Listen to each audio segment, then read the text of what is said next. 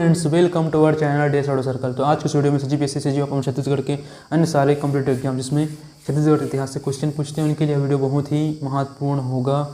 यदि आप मंडल रक्षक एग्जाम की तैयारी कर रहे हैं तो आपके लिए वीडियो बहुत ही महत्वपूर्ण होगा। तो इस वीडियो को अंत तक देखिए और अपने दोस्तों तक शेयर करें ताकि वे भी इस वीडियो का लाभ उठा सके। और जो इस चैनल में नए हैं चैनल को सब्सक्राइब करें और बेल आइकन को दबाएं जिससे नई आने वाली वीडियो का नोटिफिकेशन समय समय पर मिलती रहे। तो चलिए इस वीडियो की शुरुआत करते हैं। तो पहला क्वेश्चन आपकी स्क्रीन पर, छत्तीसगढ़ में कलचुई राजवंश का संस्थापक कौन था? Option A Kamalraj, option B Kalingraj, option C Vyaghraraj, option D Vijayraj और ऑप्शन ई सोमराज। तो इसका सही आंसर दीजिए आप लोग कमेंट बॉक्स पर। तो इसका सही आंसर होगा ऑप्शन बी कलिंगराज। तो सही आंसर होगा ऑप्शन बी कलिंगराज। ठीक है, तो छत्तीसगढ़ में कलचुरी राजवंश का संस्थापक कलिंगराज को माना जाता है। कलचुरियों ने 10वीं शताब्दी के लगभग छत्तीसगढ़ में अपनी एक शाखा स्थापित की। ठीक है, इसका संस्थापक कलिंगराज को माना जाता है। उसने तुमाड़ को अपनी प्रारंभिक राजधानी बनाया था। ध्यान रखिएगा, उसने तुमाड़ को अपना प्रारंभिक राजधानी बनाया था। नेक्स्ट क्वेश्चन देखते हैं आपकी स्क्रीन पर। निम्न में कौन से शासक रायपुर की कलचुरी शाखा से संबंधित थे?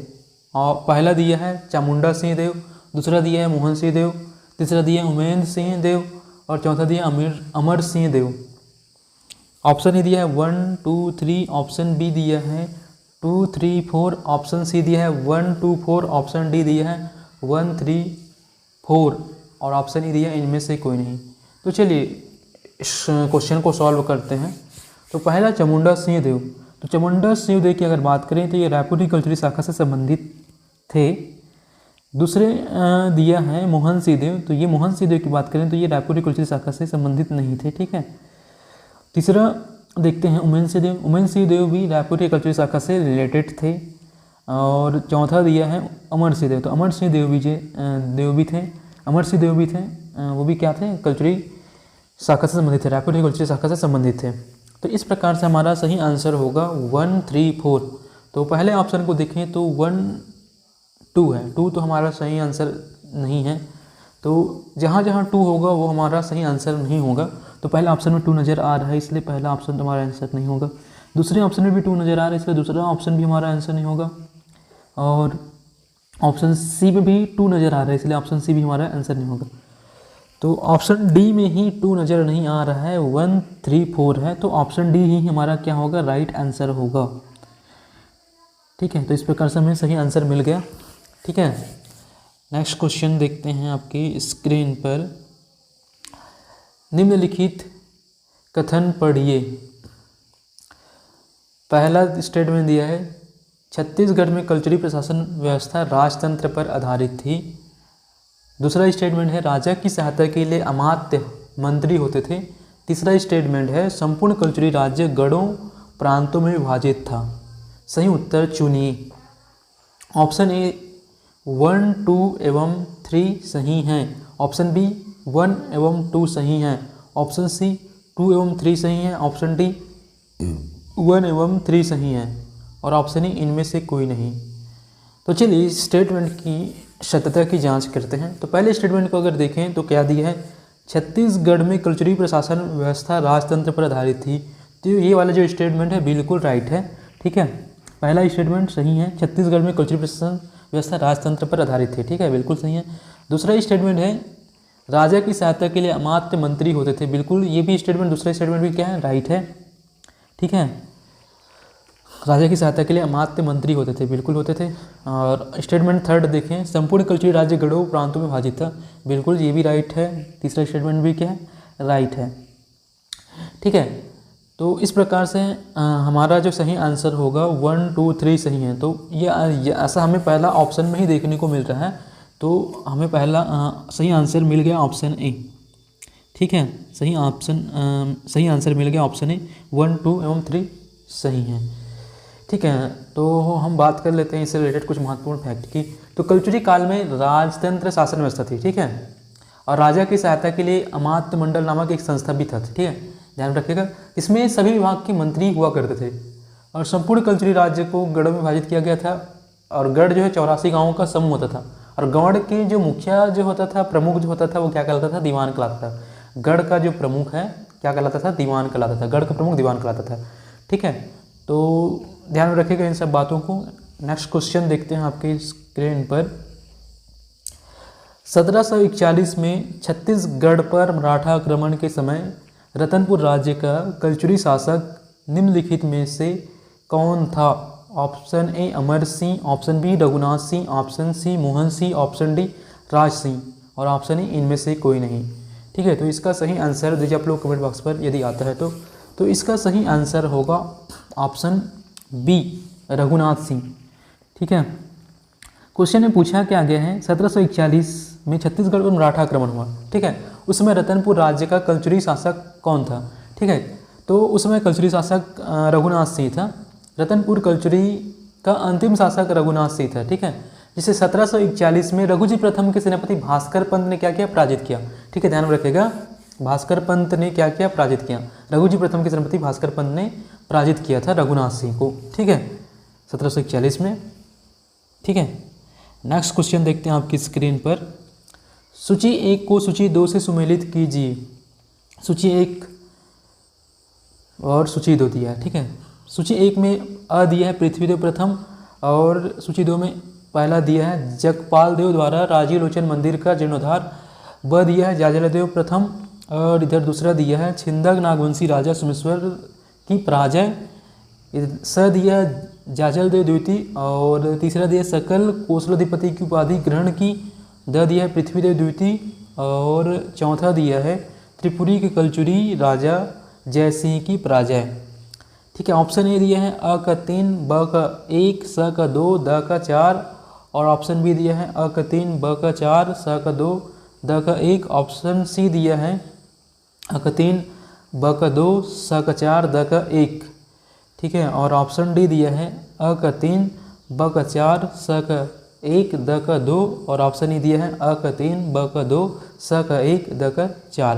तो चलिए इसकी जोड़ी मिलाते हैं हम लोग।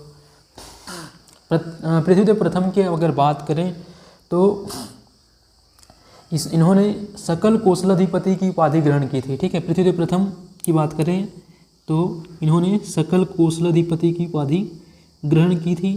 तो अ का 3 होगा। ठीक है, अ का 3 होगा। और जाजलदेव प्रथम की अगर बात करें तो ये छिंदक नागवंशी राजा सोमेश्वर की पराजय। ठीक है, ये जाजलदेव प्रथम ने छिंदक नागवंशी राजा सोमेश्वर देव को पराजित किया था। ठीक है, तो ब का क्या हो जाएगा 2। और जाजलदेव द्वितीय की बात करें तो ये जो है त्रिपुरी के कलचुरी राजा जयसिंह की पराजय किया था। ठीक है, जाजलदेव द्वितीय के समय में क्या हुआ था, त्रिपुरी कलचुरी राजा जयसिंह की पराजय हुआ था। ठीक है, ऑप्शन स का हो जाएगा 4। और पृथ्वीदेव द्वितीय की अगर बात करें तो इसका होगा जगपाल देव द्वारा राजीव लोचन मंदिर का जीर्णोद्धार। ठीक है, पृथ्वीदेव द्वितीय के सेनापति थे जगपाल देव और इसी के टाइम पीरियड पर जगपाल देव ने राजीव लोचन मंदिर का जीर्णोद्धार कराया था। ठीक है, तो द का हो जाएगा 1। इस प्रकार से सारे के सारे जोड़ी मिल गया। अ का हम देखे थे पृथ्वीदेव प्रथम का सकल कोसलाधिपति की उपाधि ग्रहण की। अ का 3 और ब जाजलदेव प्रथम का देखे थे हम लोग। जाजलदेव प्रथम का देखे थे, क्या देखे थे, छिंदक नागवंशी राजा सोमेश्वर की पराजय। दूसरा ब का 2 और जाजलदेव द्वितीय का देखे थे त्रिपुरी कलचुरी राजा जयसिंह की पराजय।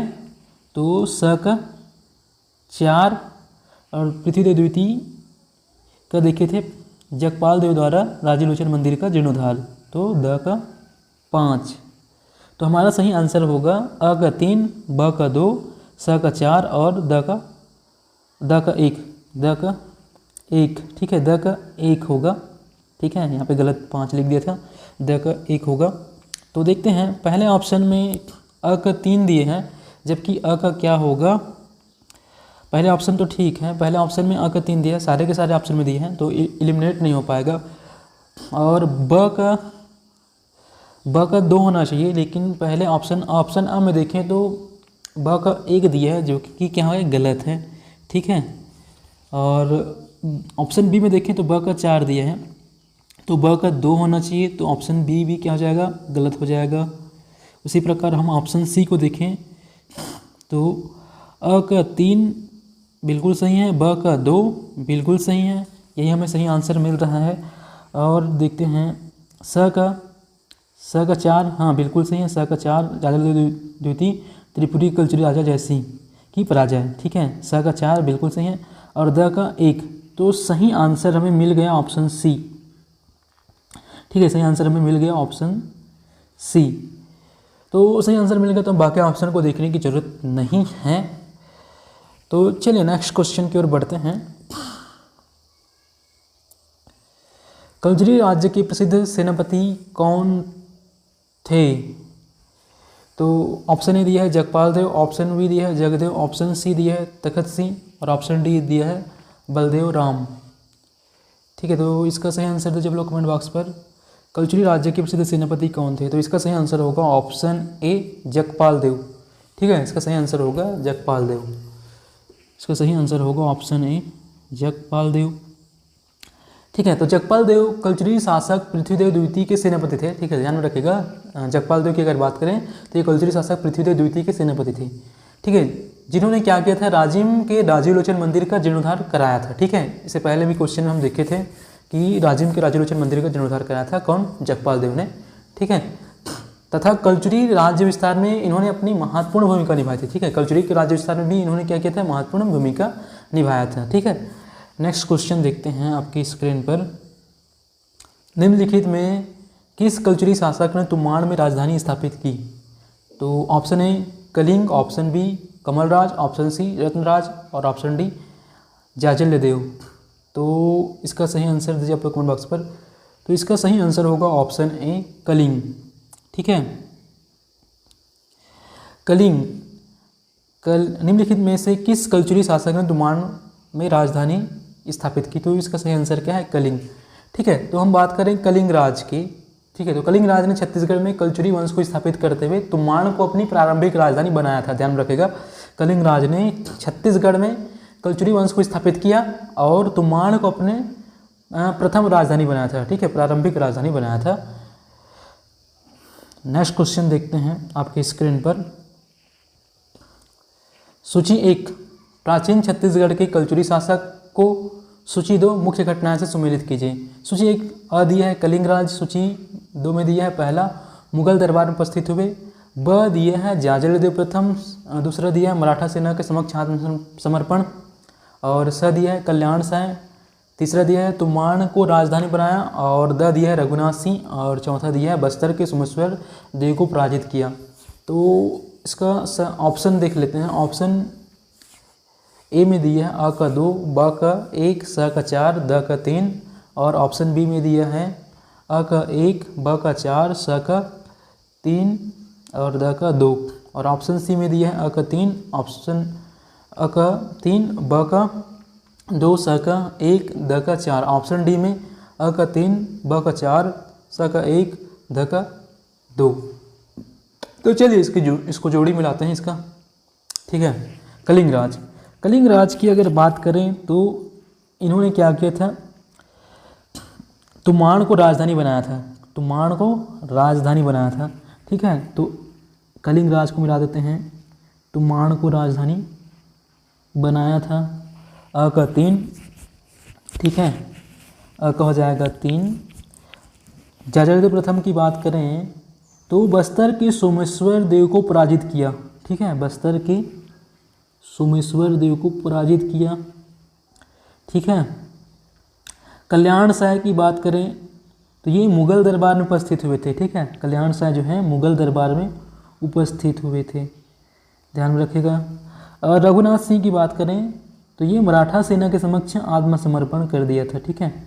1741 में जब मराठा आक्रमण हुआ था उस समय रघुनाथ सिंह थे शासक, ठीक है, और इन्होंने आत्मसमर्पण कर दिया था। तो इस प्रकार से पहले का तीसरा, अ का तीसरा, ठीक है, ब का जाजलदेव प्रथम का क्या है भाई, बस्तर के सोमेश्वर देव को पराजित किया, 4, ब का 4। कल्याण साय का क्या है, मुगल दरबार में उपस्थित हुए थे, स का 1, ठीक है। और रघुनाथ सिंह रघुनाथ सिंह की बात करें तो मराठा सेना के समक्ष आत्मसमर्पण किया था, तो द का 2। ठीक है, तो 3 4 1 2, 3 4 1 2 जिस भी ऑप्शन में नज़र आएगा वही हमारा क्या होगा, सही आंसर होगा। तो ऑप्शन ए को देखें तो 2 है, स्टार्ट आ का 2 है, तो ये तो हमारा सही आंसर नहीं है। ठीक है, ऑप्शन ए तो होगा नहीं। उसी प्रकार ऑप्शन बी को देखें तो अ का 1 है दिया है, तो ये भी हमारा सही आंसर नहीं होगा, क्योंकि अ का 3 होना चाहिए ना, आ ही नहीं मिल रहा है तो बाकी तो मिलेगा नहीं। ठीक है, सी ऑप्शन को देखें तो आ का 3 बिल्कुल मिल रहा है। ठीक है, और डी ऑप्शन में भी मिल रहा है आ का 3, लेकिन देखते हैं इन दोनों में से कौन सा हमारा सही आंसर होगा। ब का सी ऑप्शन में 2 दिया है, जबकि ब का 2 तो है नहीं, ब का 4 होना चाहिए, तो ऑप्शन सी भी कट जाएगा, बच गया सिर्फ ऑप्शन डी, मतलब हमें सही आंसर मिल गया, ऑप्शन डी सही आंसर होगा। मिला के देख लेते हैं, अ का 3 बिल्कुल सही, और ब का 4 बिल्कुल सही, और स का 1 सही, और द का 2 बिल्कुल सही, तो ऑप्शन डी इसका यहाँ सही आंसर है। ठीक है,